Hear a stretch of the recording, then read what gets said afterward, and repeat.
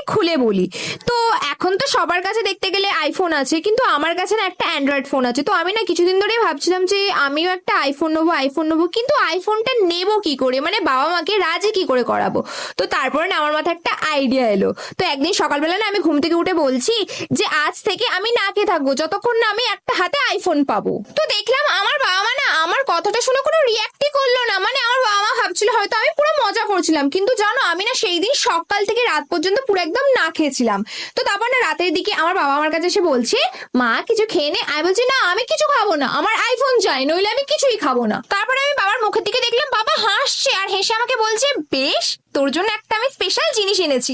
তো তখন আমি ভাবছিলাম ও বাবা হয়তো আমার জন্য আইফোন কিনে এনেছে, কি মজা কি মজা। তো তারপর না আমার বাবা আমার হাতে একটা বক্স ধরে দিল, আর আমি না অনেক এক্সাইটেড হয়ে বক্সটা খুলে দেখছি বক্সটার মধ্যে একটা কিপ্যাড ওয়ালা ফোন আছে। আর আমার তো দেখে পুরো মাথা গরম হয়ে গেছে। আমি দেখে বলছি এটা কি, আমি তো আইফোন চেয়েছিলাম।